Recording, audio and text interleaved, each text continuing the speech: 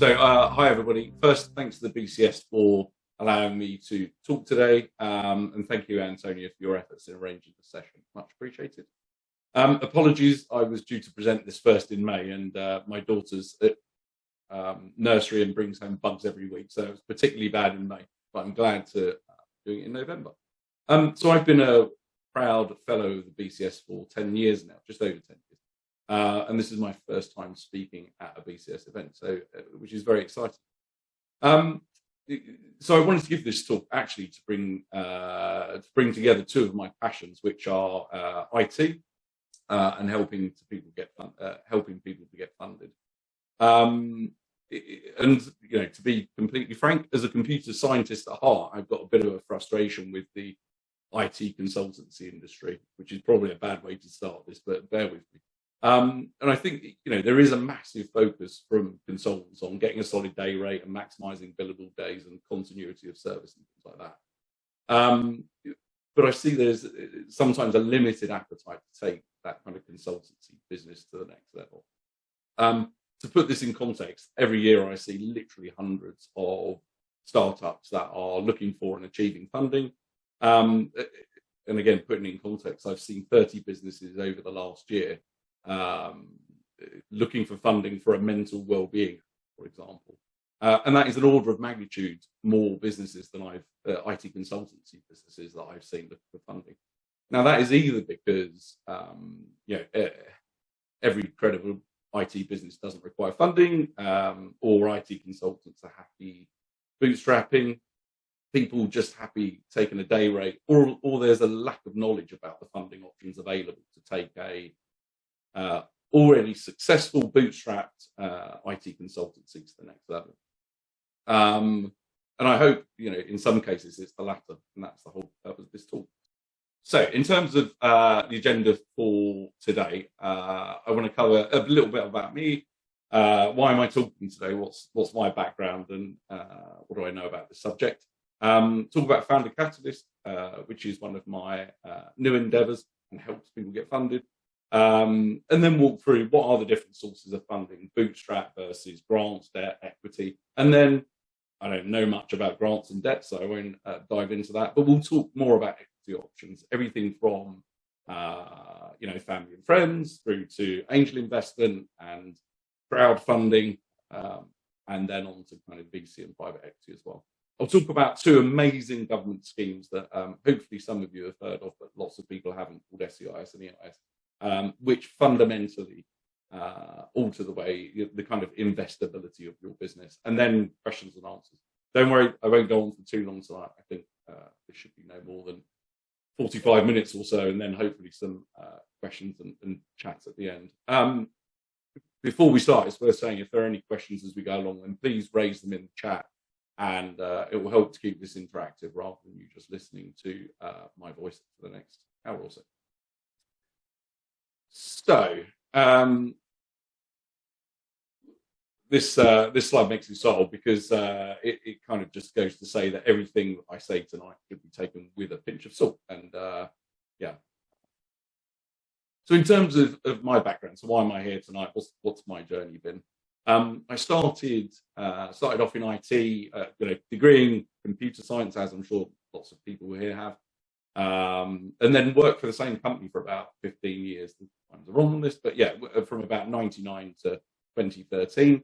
And I joined the company 2 as the most junior engineer. I remember my first day building racks and putting in servers, and then became a Citrix engineer and moved up to consultant, then lead consultant. Ultimately, I delivered what would in today's money be £100 million project for a sensitive government customer. I delivered that in a capacity as technical director. And a really funny thing, it's 3 years on site. And a really funny thing, bad thing, depending on your perspective, happened during those 3 years. I went from being the most technical person I know to the least, because actually running a big team like that, a team of 50 people with a demanding customer, you spend all of your time managing change, planning the project, dealing with employment issues and things like that, and virtually none of it, well, literally none of it at all. So by the end of the project, in 3 years, I had de-skilled massively, and yeah, I could no longer call myself an IT consultant. So I moved across to project management and program management. It's something during the large project that I realized I had an affinity for, and went from reskilling into project management and then program management, and ended up as director of project services. And at the end, in 2013, I had about 130 indirect project managers reporting into me via line managers, and about 230 million pounds worth of run rate projects. So it's a really, really interesting role, dealing with lots and lots of all IT projects. Now, 2E2 itself has grown via acquisition. It started off as a single company and then acquired 15 companies over 13 years, or something ridiculous. And at the end, in 2013, it was a 450 million pound company. It's probably the biggest IT company even back then that nobody had heard of. I think it was in the top 5 solution integrators in the UK, behind Computer Centre, IBM, and those people. I'm talking about 2E2 in the past tense, and for good reason. So 28th of January 2013, the company literally disappeared overnight. So to do a buy and build strategy, you need to borrow money from somewhere. And in this case, 2E2 borrowed money via private equity and a consortium of banks. And they had something like 200 million in borrowed from those sources. And 2E2 as a business was quite profitable. It made something like 10% EBIT. So every year they made 45 million pounds worth of profit. The problem with borrowing lots of money from the bank and private equity is that that debt comes with interest needs repaying each year, and the debt was borrowed on an instrument called a loan note, and those loan notes carried interest of around 15%. And actually, the interest required on those loan notes was more than the EBIT of the company. It was more than 45 million a year, which leads to bad things. So it means that the company kept running out of cash. They kept running out of working capital and needed more money put in. And eventually, in January 2013, the banks and the private equity threw the towel in and said, this just isn't working. So it was that was, having worked there for 15 years, that was a bit of a harrowing experience. It was 2,500 employees, and a huge company just literally disappeared overnight. Parts of it got sold off, so there was a fire sale, and I think Logicalis bought a few bits and bobs, and Daisy, of all people, bought the data center business as well. But the vast majority of the 2,500 employees were let go, and that was that. And having never been through an administration or liquidation process before, and hoping never to again, it was a brutal process. So I remember I was kept on for a few weeks to help an orderly shutdown. But I remember day one, they got 500 people on a conference call, and all 500 people were told, you're made redundant as of today. It was the 28th of January. You're not being paid for January. There's no redundancy pay, no paying your notice. We're not paying your expenses. That's it. There's no money to pay anything. So, yeah, that put a lot of people in incredibly difficult circumstances. Anyway, that was January 2013. And literally the next day, I started another company. So I started a company called Roc Technologies with 3 other co-founders. And Roc Technologies is an IT service provider, as you would expect. And that business started really well. This is the start of my journey as what I call an accidental entrepreneur. In as much as I'd never planned to become an entrepreneur, I was happy as an employee, but the circumstances presented themselves, and I jumped at that. Long story short, the Roc Technologies grew amazingly quickly. It went from 0 to nearly 30 million in 3.5 years. Which is incredible growth, and that causes lots of challenges itself. We picked up lots of awards. So we picked up Sunday Times Tech Track, which doesn't exist anymore, but it did back in the day. Second fastest growing company in the UK, and the Financial Times 17th fastest growing company in Europe overall. So we picked up lots of really great awards. And my co-founders wanted to do a buy and build strategy. So similar to 2E2, they wanted to buy other businesses, bolt them into Roc Technology to, extend the growth and run at things faster. Now, personally, I thought our growth was already pretty good. And secondly, I've been through a kind of buy and build strategy. I'd worked in a business which was run by private equity effectively, which means that the business wasn't run for the benefit of directors or employees or customers or any other stakeholder. Your primary mission, your objective number one, was to avoid tripping over banking covenants and upsetting private. So I decided not to continue on that journey with Roc Technologies. So long story short, I exited that business in September 2017. And yeah, I took a wheelbarrow full of cash and had a few months off, bought too many fast cars and things like that, and played lots of golf. And then you realize something, this does feel like a first world problem, but you realize something really quickly when you exit a business, which is actually everybody you want to spend time with has still got a day job. All of my friends and all of my family, everybody's got a job to do. So I needed to find something else to do. And at that point, when you exit a business, usually you pick up something called restrictive covenants. And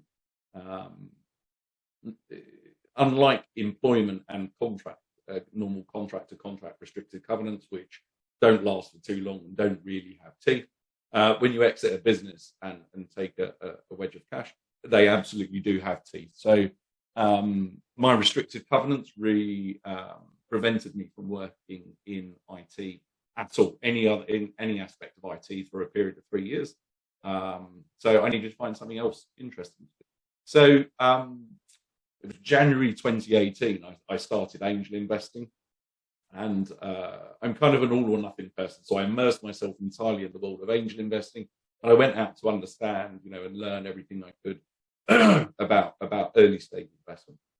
And over the last 5 years, I've made 29 investments now with an average ticket size of about £25,000. I've got a really, really strong preference for very early stage investment under something called the SEIS scheme, which in about 4 or 5 slides time, I'll tell you all about. But in any event, I've invested £750,000 into those 29 businesses. How have those businesses done? Well, that's an interesting question. So I've had one complete failure, which isn't as painful as it sounds, and we'll come on to that when we talk about SEIS. And I've had one successful exit. So one business I put £25,000 in. I got an 11 times return on, which is pretty adequate. That is a solid return. When I started angel investing, though, it became really apparent that there was a lack of support for early stage entrepreneurs, people who were starting out their entrepreneurial journey, who had a bright idea and a shiny pitch deck, and then wanted to close their first funding round, but had no idea about how to do it. Long story short, that led me to creating Founder Catalyst, and I'll talk in the next slide exactly about what Founder Catalyst does. In parallel, once my restrictive covenants had worn out, of course, I started Forge Technology as well. And Forge is yet another IT services business, same as 2E2 and Roc, but embracing the modern world of remote working, cloud, and all of those good things. And we've just closed our first trading year in Forge Technologies with just over £1 million revenue. We are profitable and growing. We've had 2 new employees join us just in the last week. So it's really great to be, having had 3 years out of IT, which was a much needed break. It's kind of refueled my passion for working in the IT sector. So that's kind of my background, and how and why I'm talking about what we're talking about today. So a little about Founder Catalyst, and this isn't sales pitch. This is me kind of leading on to the next slide. But yeah, so Founder Catalyst effectively does 4 things. The first thing is we offer a whole bunch of free resources that any early stage entrepreneur needs. And the reason we offer these is, early stage founders who haven't had funding typically either can't or won't pay for these kind of things, and they're really vital to get a business off the ground. So these will be things like founder collaboration agreements, employment contracts, contractor advisor agreements, forecast models, and those kind of things. So it's really an ever-growing toolkit of things that early stage founders need to know. The second thing we do is help people get SEIS Advanced Assurance. You don't know what any of that means, but I'll come on to that in a couple of slides. But it's really important if you're looking for early stage funding, and we do that for free as well. The meat of what we do is around the legal documentation. So in order to take on funding, equity funding in your business, you need at least a dozen different types of documents. You need hundreds of pages of documents. And some of those documents are weird and wonderful signing rules about who needs to sign them, in what order, and things like that. So we've built a SaaS platform that manages all of it. It creates hundreds of pages of documentation in the right order. You invite your investors to the platform. Everybody negotiates and so on. So it's a one-stop shop to solve that problem. And finally, for customers of our service, we make introductions between the founders that are looking for funding and lots of sources of funding, brokers, platforms, and individual angels, and groups of angels and VCs. So that is what we do. The first thing I would do is talk about funding options. So if you're starting a business, there are a whole bunch of ways to fund your business. Ironically, with Roc Technologies, we did none of these. Myself and the three co-founders each put £40,000 or whatever in each. So we all dug into our savings and we funded the business. We bootstrapped, as it's called, the business until the point of profitability, and then we were off. So there is an irony in me, starting a business to help people with funding when I've never taken it for myself. There we are. So typically when a founder who is looking to start a business that needs funding, there are a bunch of solutions. Firstly, there are debt solutions, then equity solutions, and some weird and wonderful things in the middle that I won't spend too much time on. So whenever any founder looks to start funding their business, they will look at a debt solution. That is the natural place to go, because an equity solution naturally means you are selling shares in your business. Therefore, you own less than 100%. Therefore, if the business goes well and exits, then you will do less well than if you owned 100%. So people want to avoid losing control and also diluting themselves as a business. So they'll look at debt solutions. The problem with most early stage businesses, none of the debt solutions work other than potentially bank debt and bank overdraft, which have their own challenges. And just to kind of demonstrate why they don't work, if we look at something like invoice factoring, for example, in order to make use of invoice factoring, you need to be cutting invoices in the first place. Well, lots of early stage startups are pre-revenue, therefore pre-invoice, therefore there are no invoices to factor. Or asset-backed lending. If you're a business that's just bought £1 million printing press, then you can borrow £500,000 maybe against that, using that printing press as collateral. So that's great. Most startups, and certainly any IT consultancy, probably will own nothing at all. So you can't really do asset-backed lending. Corporate bonds are for much more mature businesses. So really the only options are family and friends. So you can borrow some money off family or friends, but that only gets you so far typically. And then you come to bank overdrafts and bank debt, which sounds on the face of it, great idea. We'll just borrow some money from the bank. The challenge here is banks will insist on something called personal guarantees. And effectively that means if I borrow £50,000 from the bank, they'll probably give it to me. And that will principally be secured on the business. So the business owner that owns the money. But if the business doesn't work out for whatever reason, and 7 out of 10 startups don't work out, by the way, then the banks have the right, and one would argue an obligation, to come after me, to come after each of the directors of the business who have given personal guarantees, and to pursue them individually. Which means that each of the directors is personally liable for the debt.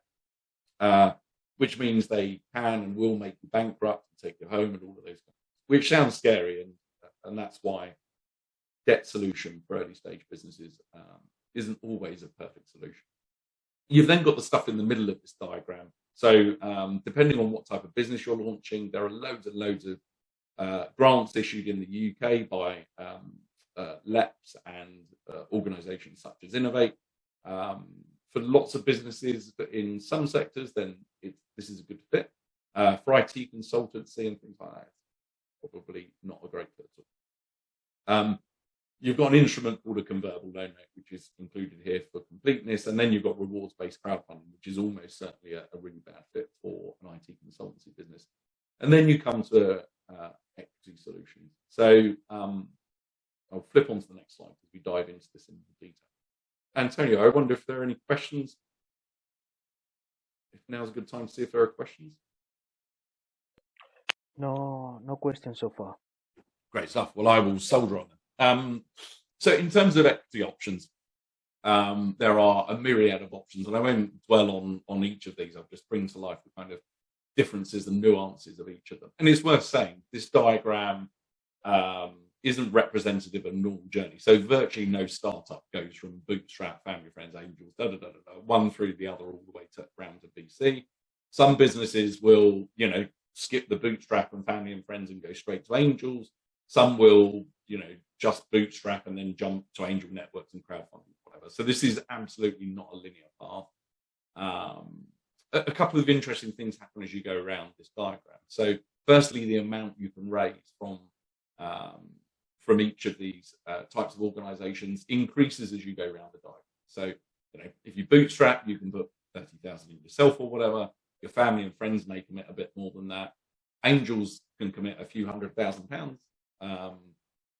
Angel networks, you can raise up to £1 million, and then crowdfunding and so on and so forth. So all of these ratchet up in terms of the amount that people can invest. VCs, there's examples of them investing hundreds of millions and billions even. So they invest in very, very large tickets. The other thing that typically goes hand in hand with that is the valuation of the business increases as you go around this diagram. Valuation is how much your business is worth. So if somebody's investing £100,000, for example, and your business is worth £900,000, then they will end up owning 10% of your business. It's a nice way of thinking of it. So the higher valuation is better for founders. Generally, there are caveats. The other thing that happens is that the terms get harsher as you go around the diagram. So if you borrow money from family and friends, then that will be on probably relatively good terms. It will be it will be very soft. If you take on funding from angels, that will be slightly, angels don't know you like your family and friends, so they will insist on slightly more harsher terms. Angel networks are, basically a group of angels investing together. Typically, they're pretty well organised, and they will insist on stronger legal terms than angels themselves. And again, crowdfunding and SEIS, strategic investors. And then when you get to VCs, the game really, really changes. Most VCs aren't, they've never been entrepreneurs or whatever. They are, reformed bankers or whatever. So these type of people really know how to play the game. They know how to their job is to de-risk the investment in your business, maximize returns, and they are really, really good. So as you go around the diagram, the terms invariably get harsher as well. And I know we still haven't covered what SEIS and EIS are, and we're going to do that on the next slide. But when you take on funding via SEIS and EIS, the terms that you get are largely stipulated in legislation. So if I invest in your business under SEIS, then there are a whole bunch of things I can't ask that you probably haven't heard of. But these are all terms that are very investor friendly and very founder unfriendly. Things like liquidation preferences and anti-dilution and no dilution. All of those terms just aren't allowed under SEIS, EIS. So all the way around the diagram to SEIS VC fund, typically anybody investing, up until this point will do so on a set of terms that are relatively founder friendly. So I've mentioned SEIS, and I think I've got the order of the slides wrong, to be honest, but I've spoken about SEIS and EIS quite a lot. And so what is SEIS, EIS? These are tax incentive schemes to encourage angel investors and other people in the UK to put money into startups and early stage business. And when I say early stage business, that can be up to 10 years, depending on the type of scheme in use here. There are effectively two different sets of schemes, and the rules are just changing. So I'll tell you what the rules are now, and then we can flip on to what the rules have changed to. long and short is, if I imagine I put £10,000 into a startup in the UK under the SEIS scheme, for example. So I put £10,000 in, then the government gives me back almost instantly £5,000. So they give me back via income tax relief £5,000. So I get 50% of my money back, just like. Imagine the business does really well. So I put £10,000 in, and that turns into £1 million.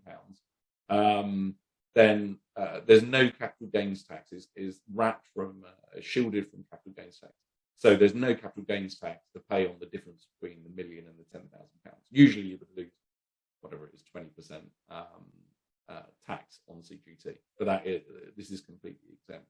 There's also inheritance tax exemption. So if you invest under the SEIS scheme, and as long as I've held the share for at least 2 years, imagine I die whilst holding the shares, then those shares would pass to my estate outside of the inheritance tax calculation, which is, when you get to my age, is something to ponder. And there's also downside protection. So I've already got, I've put £10,000 in, I've already got £5,000 back, but the government will give me back, and it depends on your prevailing tax condition, but the government will give me back another £2,200-ish. So actually, when I'm investing in your business, I'm just risking £2,700. So it's really, really, really low risk, and the tax benefit rates on the upside are amazing. Now, SEIS has some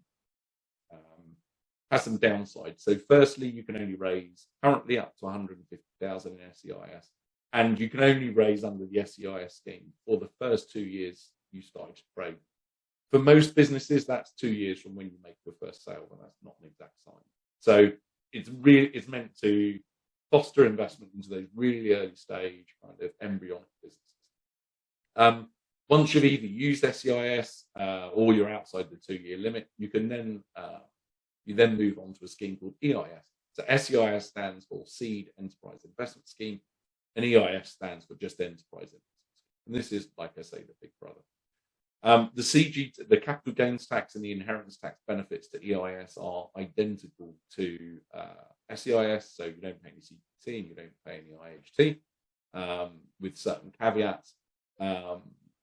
The upfront relief is less. So if I invest £10,000 into business under EIS, then I get 30% back. So rather than £5,000, I get £3,000.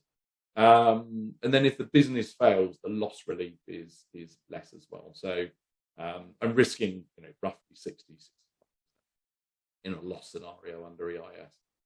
The benefits of EIS, I can raise much more over an extended period. So I can raise up to £12 million, up to £5 million a year, and the EIS period lasts for 7 years from the date of first sale. So you can raise a lot more money over an extended period. There is another flavour of EIS that I'll just touch on briefly called KIC, or Knowledge Intensive Company. And KIC allows a business to raise up to 20 million, 10 million a year over 10 years. So there are more stringent rules around using KIC. So you must have a master's in a relevant subject and be using it for research and development purposes. But for certain companies, it is absolutely great. It just allows you to raise much more over a long period.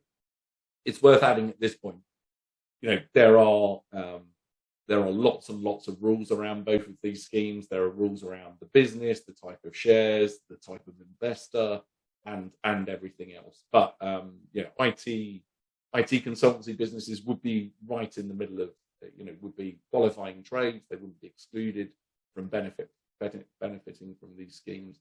Would typically be really good candidates. So as an investor, why would I invest using SEIS and EIS at all? The obvious reasons are, the tax breaks, the potential breaks. It's deploying capital that's sitting in a bank and subject to 11% inflation currently. So that's kind of the investor's point of view. What are the downsides for the investors? Well, I guess this is investing in off-market equities. It's a very illiquid asset class. So typically, you put your money in, and most startups will not have an exit event where I realise the benefit of my investment will not have an exit event for 5, 7, 10 years or whatever. So my money's tied up. It's not like owning shares in a publicly, a FTSE company or whatever. I can't just sell the shares; they are tied up. In order to get the tax benefits we've spoken about here, I've got to hold the shares for a minimum of 3 years as well. If a company exits, within 2 years or whatever, then yeah, that's a bad day, and I lose all of my tax benefits. That doesn't count if the company fails. If I invest in good faith and the company disappears after a year because the business doesn't work out, then that's okay. I still get the tax breaks. It's if a company sells at a positive exit, if you like, it can't do so within 3 years. The other thing I don't like from an investor perspective is, the SEIS and EIS schemes are incredibly brittle, in as much as it's really, really easy for the founder or the investor or whatever to do something that breaks the scheme and therefore renders my investment ineligible for the expected tax relief.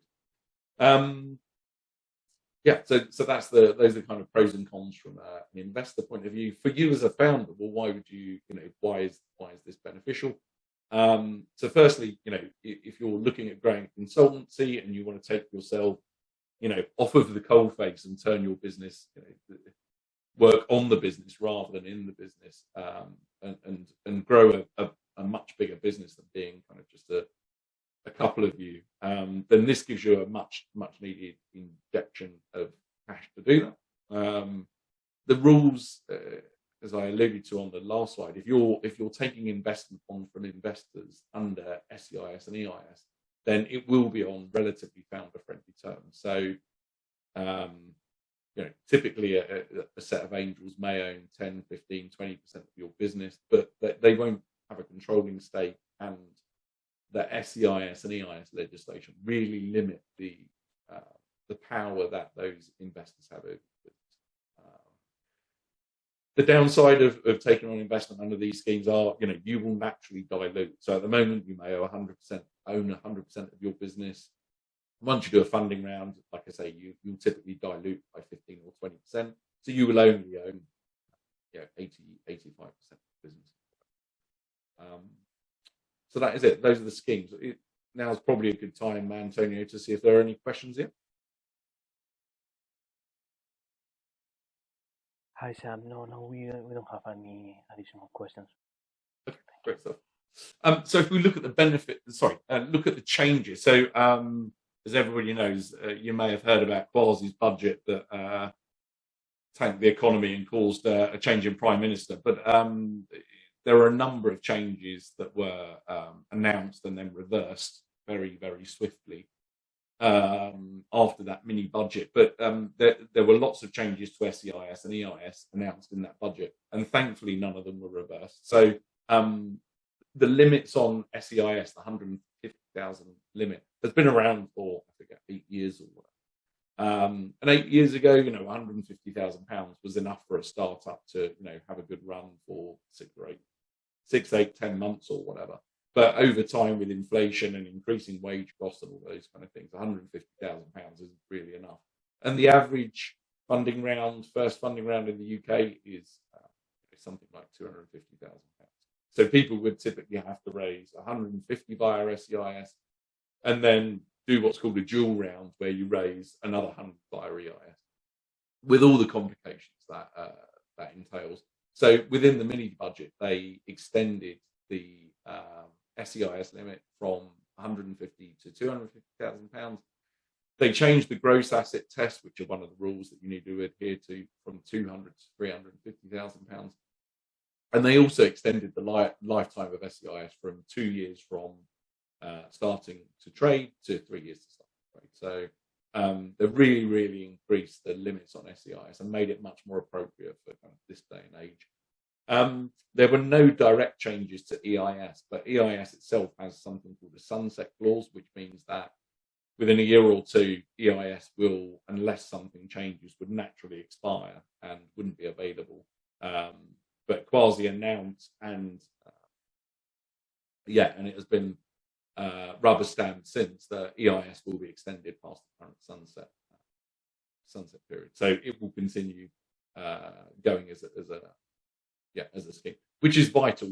Startups in the UK, university spin-outs, and lots of other types of businesses, they genuinely just couldn't exist without the existence of these schemes. Angel investors wouldn't probably exist, certainly not to anywhere near the same extent in the UK. So these schemes are both vital. It's great to see it's been extended. What I wanted to bring to life next was a typical funding journey. So, what is the critical path? That's the project manager and me speaking, but what's the critical path going from having a bright idea through to kind of closing your first funding round?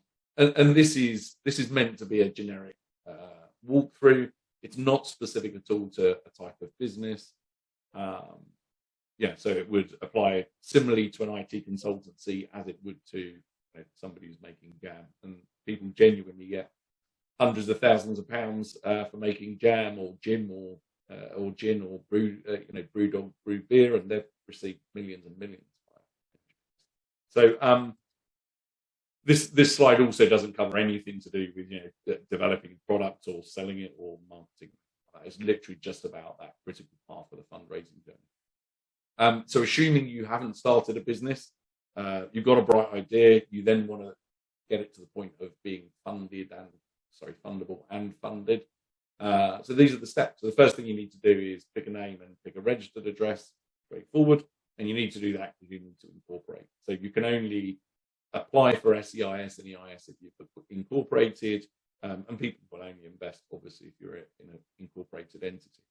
It's worth mentioning now that in order to benefit from SEIS and EIS, you need to be, you can't be a sole trader, you can't be an LLP or a partnership. You need to be a normal incorporated company, limited by shares rather than guaranteed. So it's a very specific type of company that can take on SEIS and EIS investment. And thankfully, that is the most common type of company in the UK.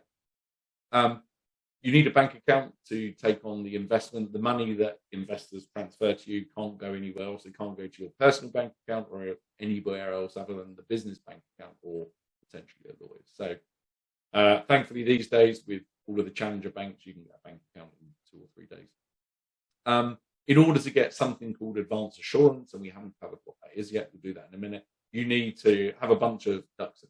You need to have a pitch deck, which is basically you outlining your plans for the business, and you need a 3-year forecast model, which shows typically it will show your revenue, your cost of sale, your overheads, and a rolling cash flow along the bottom.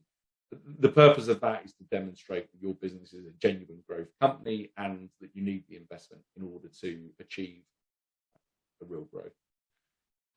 It's at that point you would, in parallel, look for and engage with investors. And there are lots and lots of, we've got lots of guides on how to find investors. There are hundreds of thousands of angel investors in the UK.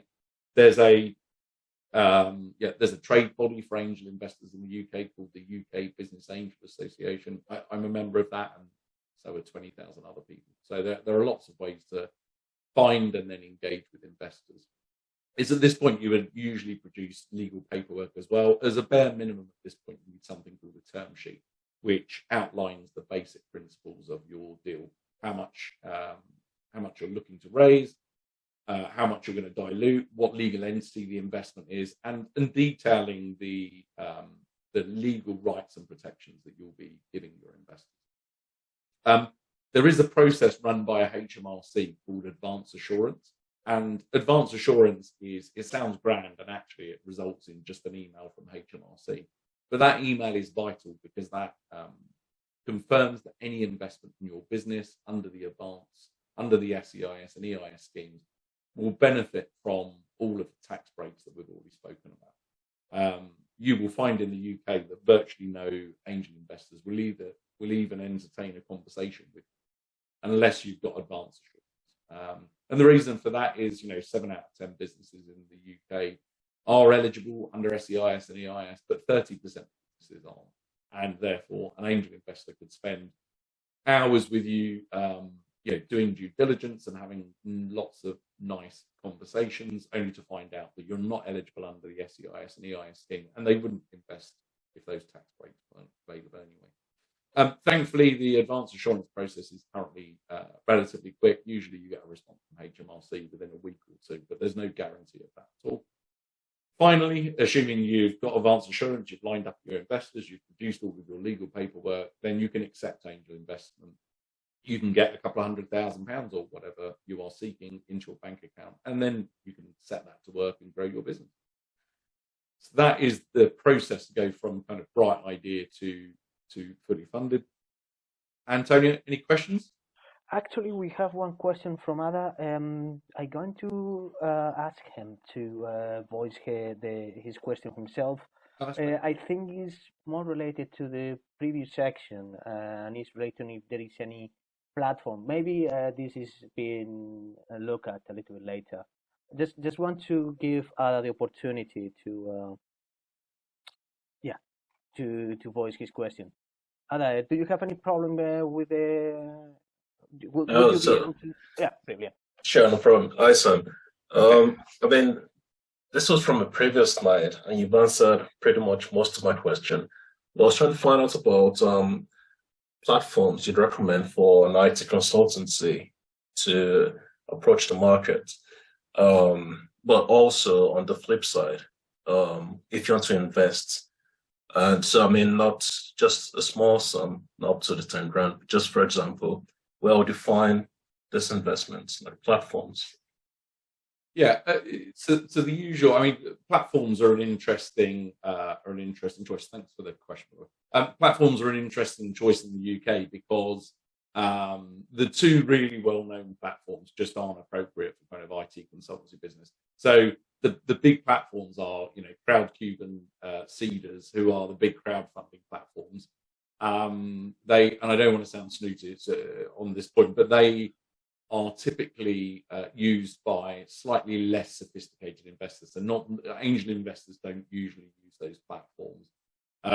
The investors on those platforms usually really like B2C, tangible products that you can kind of touch and feel and understand. So Brewdog does amazingly well. They've raised tens of millions via crowdfunding because, who doesn't understand beer? IT consultancy would be a pretty bad choice, I think, for crowdfunding. So that puts that out the equation. There are some other platforms. There is a platform. So I mentioned UKBAA, which is the British Angel Association in the UK. They run a platform called DealShare, and DealShare is great for a couple of reasons. Firstly, you don't get charged anything for raising on that platform. Usually in kind of fundraising circles, you would end up paying platform. If you use Seedrs or Crowdcube, you end up paying them 5 or 7% of the amount you raise, and that's very, very common across lots and lots of different avenues for funding. But UKBAA DealShare, they don't charge you anything, so there are no fees for listing and no fees. They don't take a percentage of your raise, so that's really brilliant. The second reason I love it is it gets you in front of 20,000 angel investors in the UK. And if you're a UKBAA member, you have to pay yearly subscriptions, and therefore, if you're not an active angel, then you just wouldn't bother paying. So that's a really good choice, and I would list there first. I mean, there are lots of platforms, people like Angel Investment Network or AIN. There's a great site I love called Dexender that uses AI to match investor preferences with the contents of your pitch deck, which I think is really great. I love the team there. That's a great platform. Again, they don't charge. There's no charge. They don't take a percentage of your raise. And then you're kind of running out of steam on platform. There are the problem with platforms in the UK is they are generally regulated. So taking on investment is regulated by the Financial Conduct Authority, and there's quite a high hurdle in order to run one of those sites. There are some other, there's a site called Envestors, so ENVESCORS. They have a regulated platform that allows you to list this type of business. But there are other ways, platforms are one way of going for funding. But as per a few slides ago, you've got, you can approach people on LinkedIn, you can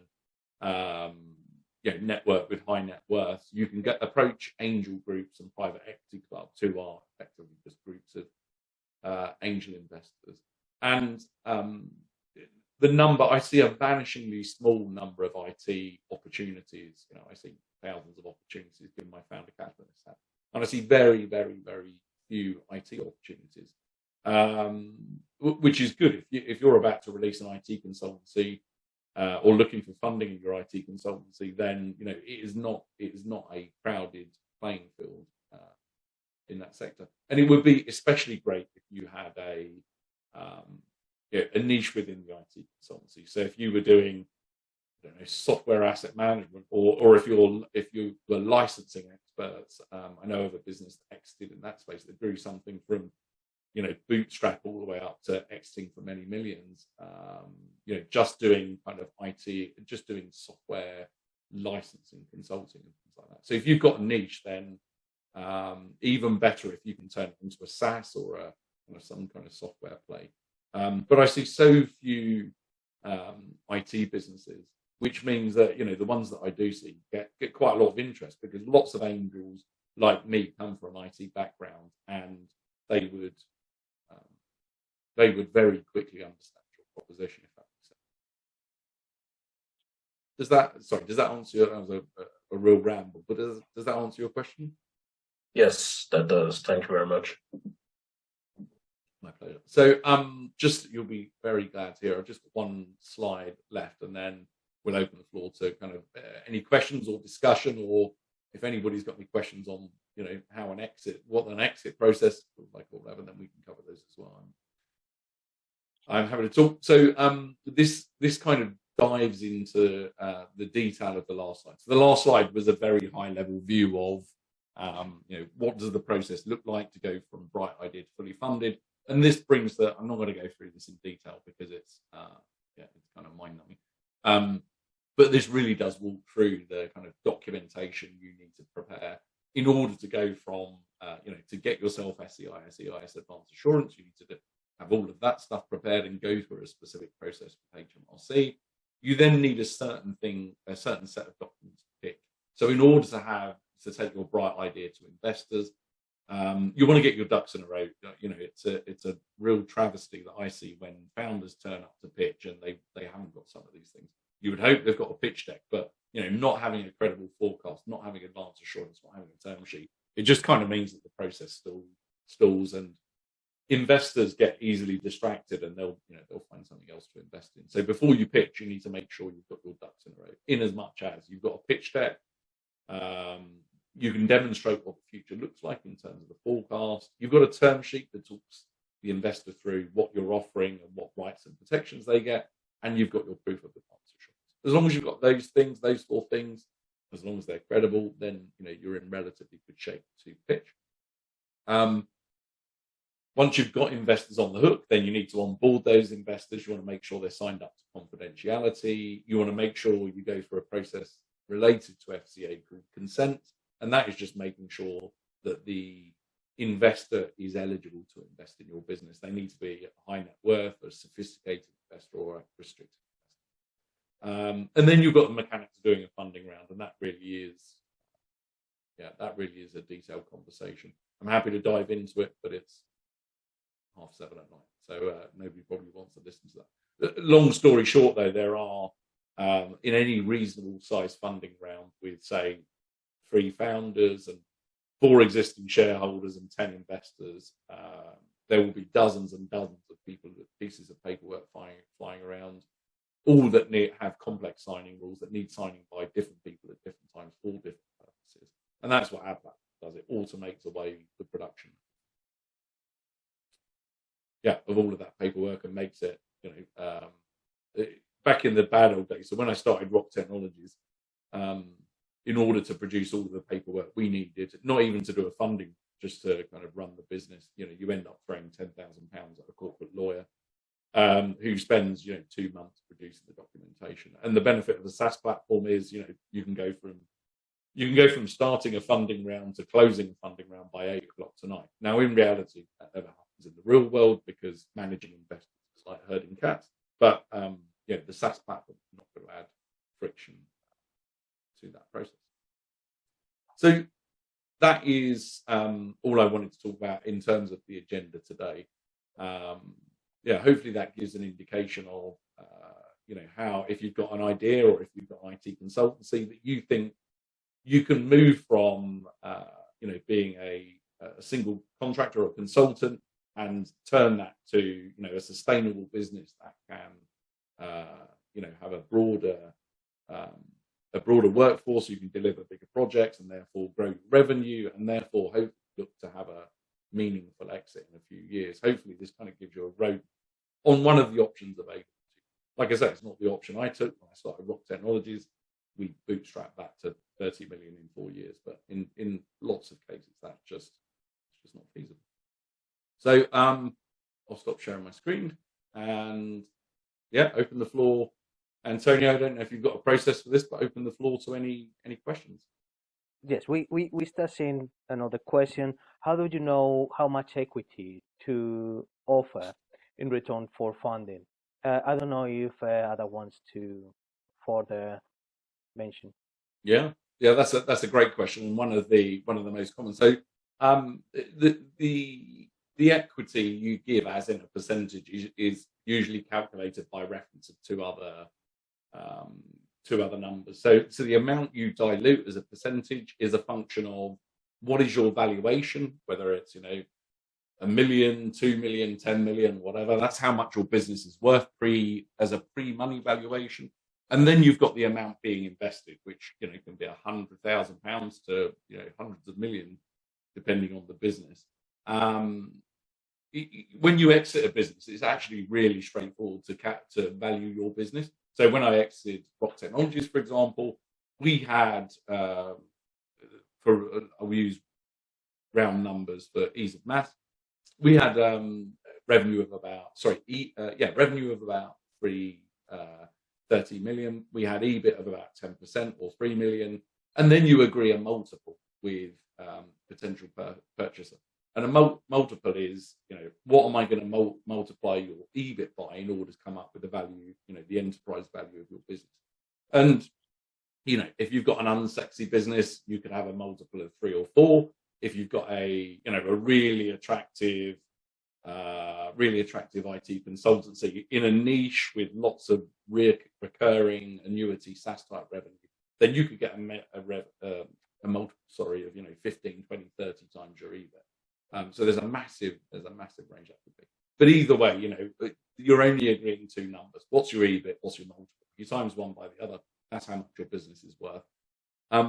For an early stage, for most startups, you can't use the same calculation because lots of founders we work with are pre-revenue, so they're taking on money so they can either build the dream, build the product, or they've got an early version MVP that they're not charging for yet. So their revenue zero, their EBIT is probably something minus 100,000 a year or whatever.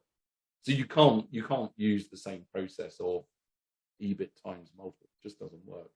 So there are lots of you can Google valuation methods. There's the Chicago method, the Berkus, and the VC method, and things like those. I'm not a great fan of any of those for very, very early stage businesses because they lead to exaggerated results.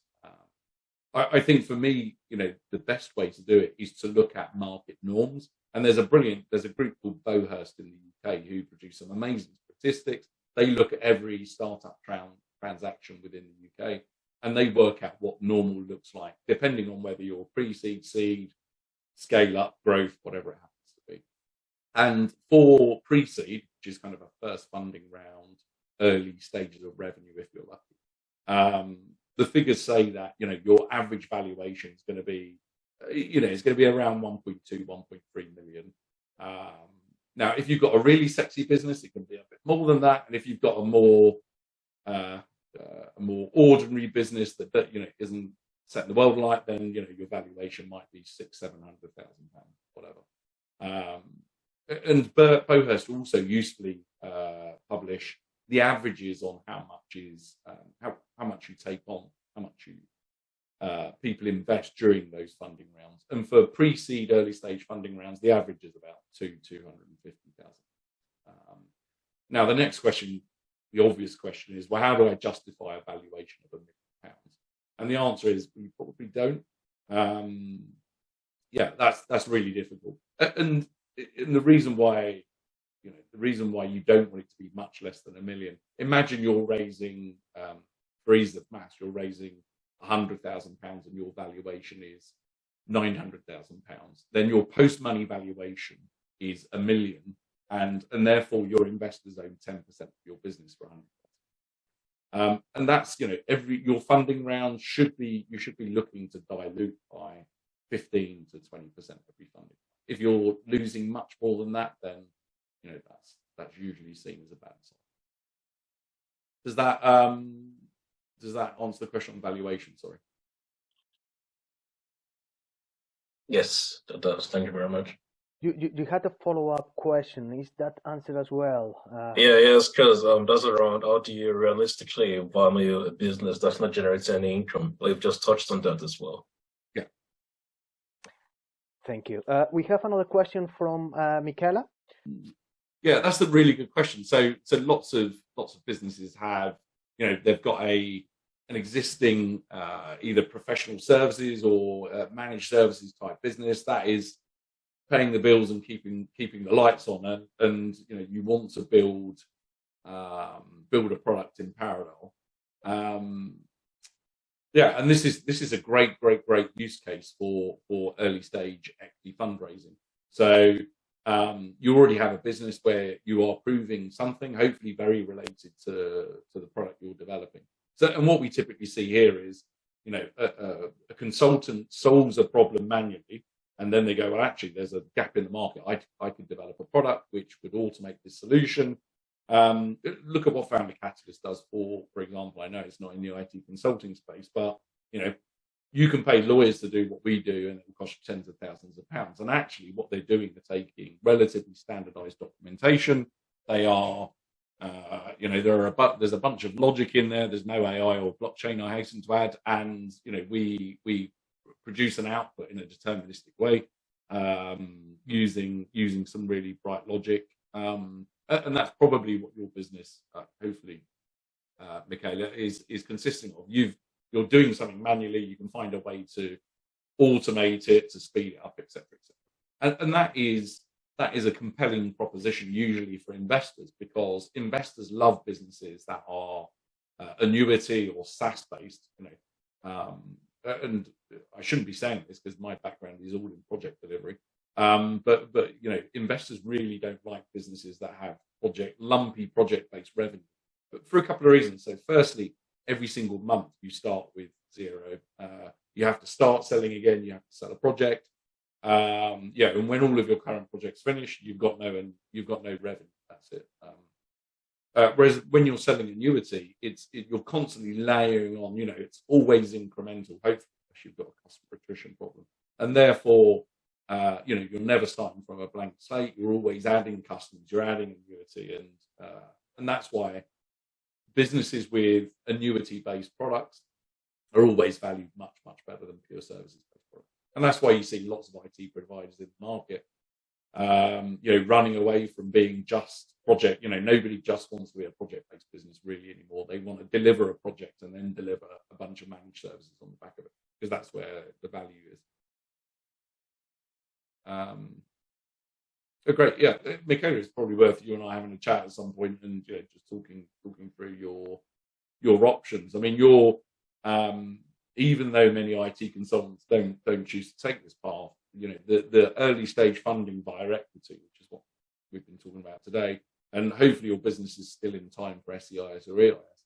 It is an incredibly well trodden path in the UK. There are thousands of businesses that do this every year, and it's an incredibly standardized process, thanks in part to the rules of SEIS and EIS, which enforce that kind of standardization in the process. So yeah, it sounds like that's one worth discussing.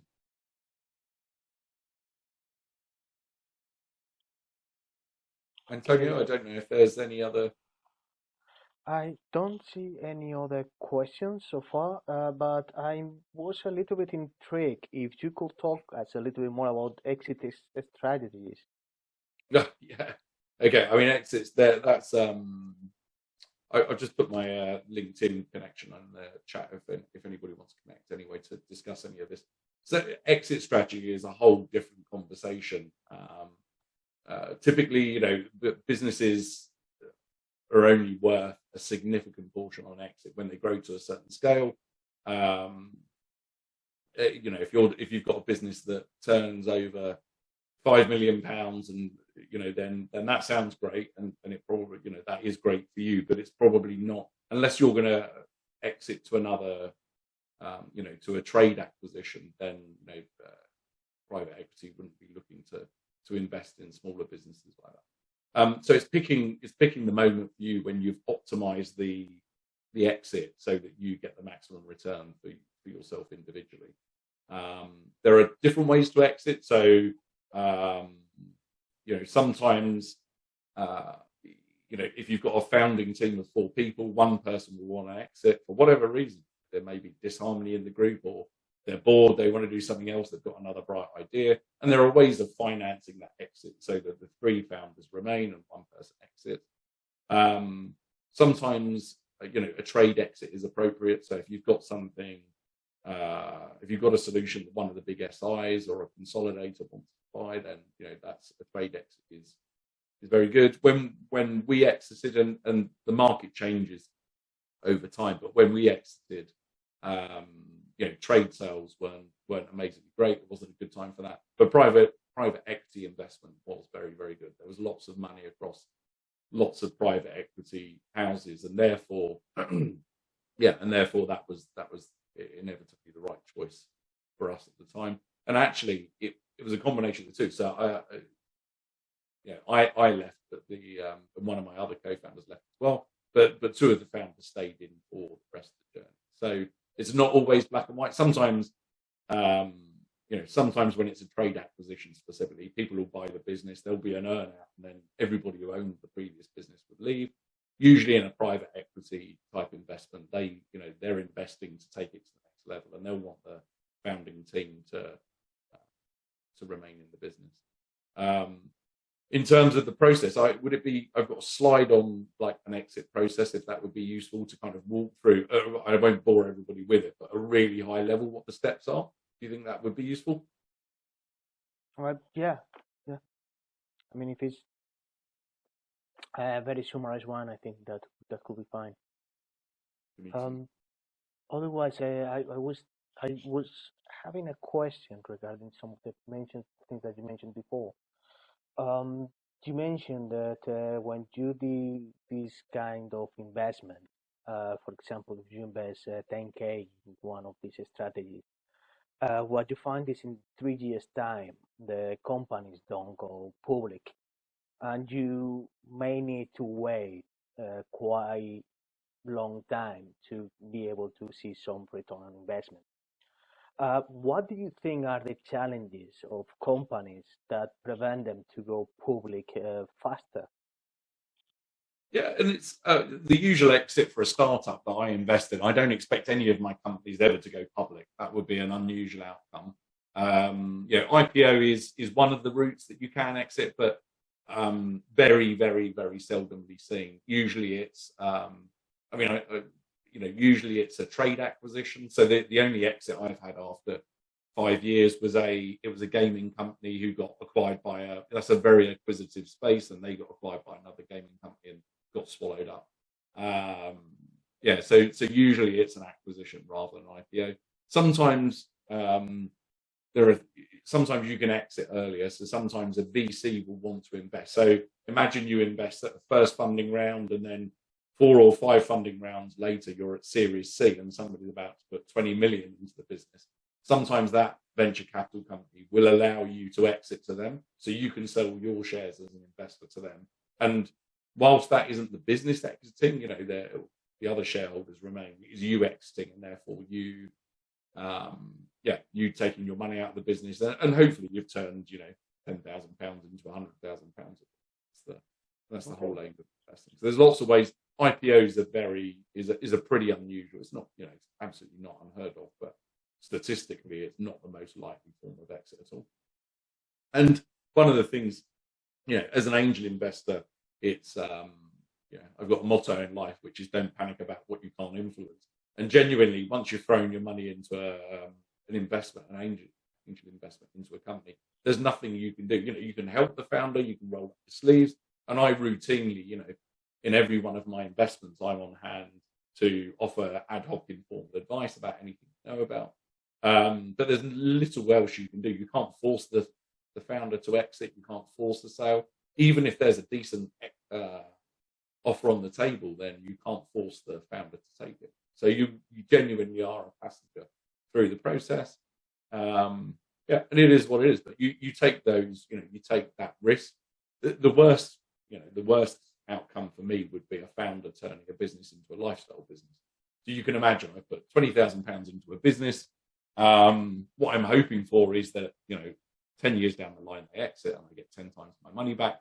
But what happens if they decide to never exit and they're just going to sit in the business and take an income? They're going to pay themselves £150,000 a year.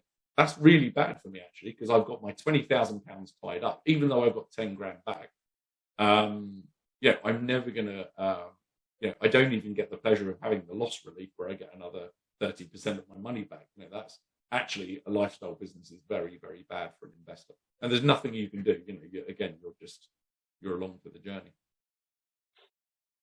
So the main strategy is, when you have an investor, they always have a strategy, and the strategy for exiting, and the strategy for exiting in most of the case will be either to trying to find someone else that acquired the company, or trying to find additional venture capital that will help you to exit, right? And like I say, virtually all of the exits that I see for angels is around an acquisition. That's the by far the most common. Perfect. Thank you. Maybe if I'll just show a very quick slide on. This is around the path to exit. So this is bringing to life our journey from deciding we wanted to exit through to the point of buying Ferrari, if you like. This is literally that journey from one end to the other. And just to bring it to life, so our journey started in September 2016, and really the thing that prompted the discussion even around, we had a view in life that we would get to a certain number, a certain size, and we had a certain number in mind for ourselves, and we would exit. And actually, we reached the point, we thought that would take 6 years or whatever, but we reached that point 2.5 years early, which is, in some ways great. In other ways, it's surprising, caught us off guard a little. I think the thing that prompted us was winning the Sunday Times Tech Track. We came second place there, as I mentioned, and that was September 2016. At which point, private equity started sniffing around, and it was clear that we had created some, significant value in the business that would allow an exit to be worthwhile. So we came up with the basics of, what are we going to try and do? When are we going to do it? What are our exit criteria? So for the 4 people sat around the table, and exits are easier, by the way. The fewer founders you've got, the easier it is to manage. When you've got 4 people, it's actually quite difficult because 2 of us left and 2 were remaining, which and sometimes your goals are aligned, but sometimes you are against each other because the people who are remaining want a certain thing and you exiting want a different thing. So bring to life restrictive covenants, for example. As an exited founder who has spent all of his life working in IT and only know anything about IT, it is scary being told you can't work in IT for 3 years, right? That's a bad thing. So I wanted the minimum period of restrictive covenants possible, whereas the people who remained in the business and the acquirer, they want me out of IT for as long as possible because they don't want you to come back and compete.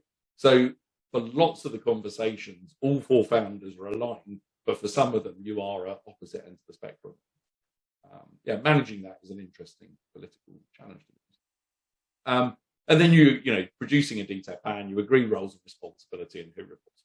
So that is the basics of, it's like any good project. You kind of come together at the start. What does it look like? What are we trying to do? Who's doing what? How do we report progress?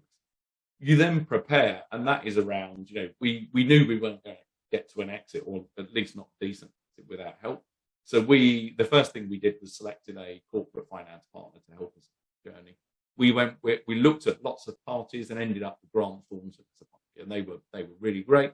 and they helped us to understand, we'd never been through this process before, but understand in detail, how do we go from where we are now to signing the document, and what does it look like afterwards as well? Because exiting a business isn't as, it's nothing like collecting a check and walking away. There are lots of things to go to between after, even post exit, even for an exited founder, there are implications that we can cover in a bit. And so the first thing you do is produce a teaser. A teaser is a very short document detailing, what are the basics, what's the business, how much, what revenue, what EBIT, what sector, as the name suggests, it is, genuinely is a really short document. You also need to get your ducks in a row. So it took us, months and months and months to make sure we had all of the stuff we needed in the data room. So every copy of all of the accounts we produced, all of our board minutes, all of loads and loads and loads of documentation, including management. You then you then announce to the world that you're looking. So you go out to the market, whether it's a trade sale or or private equity. We went out to both, but the trade sale wasn't the first thing. The private equity had demand, and then you get lots of interest. So you get a flurry of people asking a million different questions, and you get to feel kind of look and feel of the deal. And really that maps back to what is the exit criteria? What does good look like? And thankfully we had a selection of offers that kind of passed that as a bar. You then respond to demand. You've got, at that point, I can't even remember the numbers, but 15, 20 people throwing questions at you, asking for information. Pretty quickly, you can put people out of the process. You can say, actually, we don't think you're appropriate. You're not a good fit. You're not offering enough. Your deal terms are awful, whatever it happens to be. So you evaluate those, and then you quickly shortlist to maybe 4 or 5 parties. And the reason is you can't go through a due diligence process. You can't negotiate with 15 people. That would be a folly to even try. So you then go to a shortlist, which is 4 or 5 people that you want to take the conversations further. And then they get the opportunity to ask. Typically here you would have management presentations. They would get the opportunity to ask lots more questions. You would ask each of the bidders to come up with a heads of terms, which is basically, it's the opposite of a term sheet. So the term sheet we mentioned before is about how the investment in the business. The heads of terms is the similar, but is private equity saying this is what we're going to do, this is what we're going to offer, and these are the terms of our investment. So rather than usually a term sheet is pushed by a founder to potential investors, in this case, heads of terms are always pushed from the potential acquirers into the acquisition. You then pick whatever bid looks better. So, and better doesn't always mean more money. In our case, it did. But it means, what is the ongoing, the 2 people left in the business, they've got to want to work with the party that they're getting into bed with. So, it's not always about, there are lots and lots and lots of terms to do with a deal. One of which is, what's the value of the business? But there are lots of others like that. Ultimately, you will throw everything into the mix and you will select somebody that is your preferred bidder. And you go into something called an exclusivity period where you agree you won't work with anybody else, and you will, in good faith, negotiate with that kind of bidder. Now, that doesn't mean the deal is going to happen. During the negotiation and during the exclusivity, the deal can fall away. Either party can walk away. Nobody's under any obligations. But there is, by signing the heads of terms, it means that you can't negotiate with anybody else. So for a period of 30 or 60 days, you're only negotiating with one person. And it's at that point that due diligence gets really, really, really hairy. And in our case, our acquirer, I think they spent something like £300,000 on due diligence on our business. That's a lot of money. And that is a lot of accountants, of lawyers, of commercial specialists who understand the IT space, going over every aspect of your business, from the accounts, from the legal documentation, from the customer lists, from employee lists and everything else, asking every single question you can imagine. Anyway, we got through that just fine. Lots of deals fall over during that process. Due diligence is, it is a very intensive process and really stressful. And then eventually you end up with lots and lots of documentation, and you get a deal on the table that you either accept or walk away. There is an exit event, which is where everybody formally signs. There's something called a simultaneous completion, where everybody signs lots and lots of documents. I had to resign as a statutory director. I had to sell my shares. I had to do lots and lots and lots of other things. Sign a document called an SPA, or a sale and purchase agreement. Sign up to warranties and indemnities, which is a whole nother conversation. And then, and that happened. We got told before the transaction that deals never close overnight. They're always done in between the hours of 9 to 5.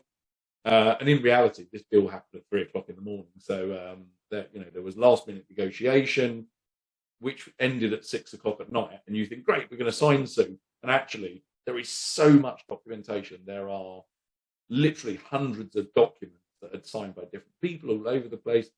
And they need to print it, and then 3 sets of lawyers look at it, and so we didn't get to sign the documentation at 3 o'clock in the morning. And that's it. It's a real process. You're out of the business at that point. I had a period of kind of 2 weeks where I had to do an orderly handover. Technically, I think I was still an employee, but not a director. I can't exactly remember. It's a bit of a haze at this point.